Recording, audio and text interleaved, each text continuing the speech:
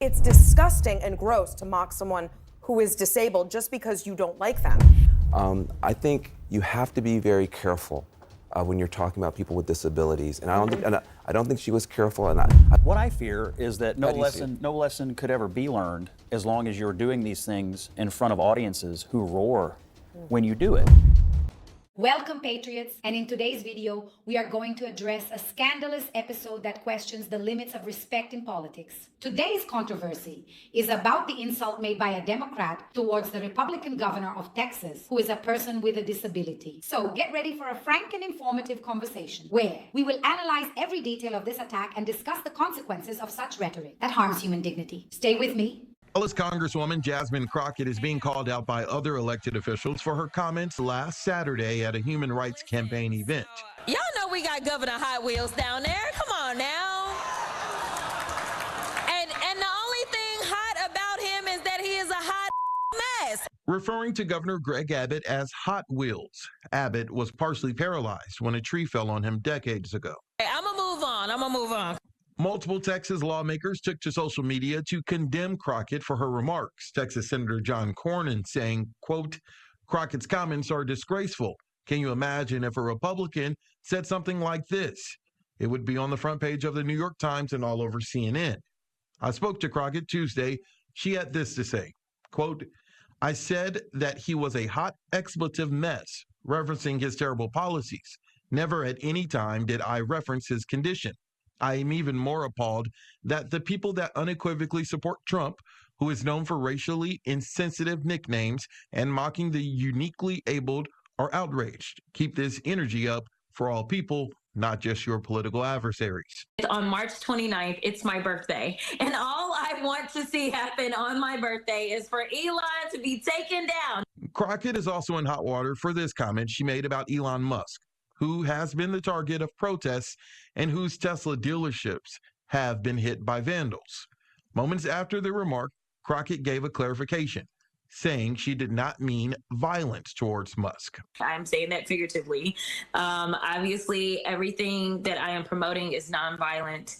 And so definitely don't want anyone to take that word literal in any way. Those comments did not sit well with the U.S. Attorney General, Pam Bondi, who thinks Crockett should be censured by Congress. Yet she turns and says, "Oh, I'm not calling for violence." Well, she is an elected public official, and so she needs to tread very carefully. Calling the governor of Texas Hot Wheels was an unnecessary and disrespectful attack. It was clear that the intention was to ridicule his condition. Even with the retraction, the impact of the comments has already caused much indignation, even among Democrat supporters, showing how inappropriate it is to use this type of comparison. This episode indeed emphasizes that offensive attitudes do not help build a healthy debate and only reinforce intolerance, further damaging the speaker's image. Now, in fact, see what the CNN host said about the matter. First of all, have you met MAGA? Have you been to a MAGA rally where Trump is mocking a disabled journalist or a POW or saying we should punch him out? I mean, it is rich. And let me tell you, I have been very, very out there on criticizing Trump for that disgusting, disgusting rhetoric that has coarsened the language around politics. It's gross. He's why we got here. And what she did was disgusting. And I am not going to accept her spin of this. It's disgusting and gross to mock someone who is disabled just because you don't like them. And if Democrats, this is your idea, this is what your party's going to do now, is do Trump but gross but worse and then pretend it's not. I'm not here for this, and please do better. Please, this cannot be the answer for the future of the Democrats. She did not hold back criticism, described the speech very well as repulsive, and argued that ridiculing a person with a disability is unacceptable, regardless of the political context, emphasizing that one cannot use someone else's suffering as a tool for attack. And we agree with that. The appeal for parties to rethink their methods, suggesting that insults and aggressive rhetoric are not the way to resolve political issues. Once again, it comes from their own supporters. Calling for a more respectful debate, where arguments are based on real proposals and not on insults, is the way forward. But it seems that Jasmine has lost herself in the character. Check out what else was said on the subject. Democratic Party. I mean, I think actions speak louder than words. And in this instance, I think we have a president who when the plane crash happened in Washington, D.C., he blamed it on people with disabilities. When RFK says that autism is a threat to the American way of life, which is a disability, apparently the White House has ended ASL, American Sign Language interpreters, in briefings, which is making it inaccessible. Questioning and gutting Social Security, which a lot of disabled people rely on, Medicaid, Medicare, people rely on. And in his first campaign, mocking disability. Two wrongs don't make a right, but actions speak louder than words, and the policies of the Republican, including undermining special education, ID, the Individuals with Disability and Education Act, making sure that schools are not going to be accessible. Those are the actions of this administration. Those are the actions of the Republican Party. I would rather folks be demonizing those things than... But to be clear, you don't agree with what she said, right? Well, her explanation was that she wasn't referring to that policy. If she so you buy that? But here's the thing.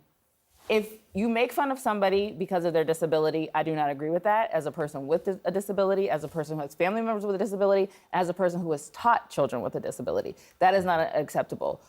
She said that's not what she was doing, and so I know Jasmine, and I believe Jasmine if that's what she was saying. The use of swear words and the pursuit of a tough image in politics is not the best path. If she seeks to convey respect and generate learning, she is doing it wrong. The seriousness of the debate cannot be lost in the attempt to shock the audience with empty insults and impulsive actions, like the one we are analyzing, such as the use of harsh language, can create an environment where extreme behaviors become normalized, paving the way for attacks that offend vulnerable groups.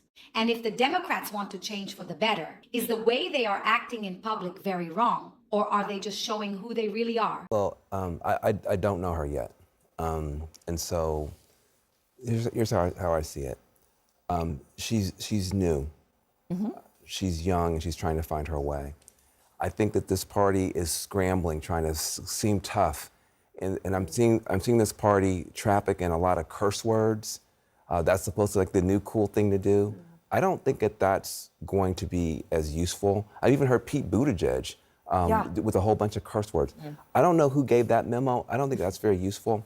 I think you have to be very careful when you're talking about people with disabilities. And I don't think she was careful. And I don't know her enough to say she's not being honest. But I'm going to tell you, it sounded bad. And I just want to finish. I think this party is trying to find a way to look tough and to show fight, but this is not the way. I don't think the cursing is going to work. I think I've been on stage and I've gotten a little bit hyped sometimes too. I hope that she will take this as lessons. You talked about learning lessons, that type of stuff. It doesn't sound to me like she's actually taking full responsibility. If that's true, I don't like it, and she can't do that again.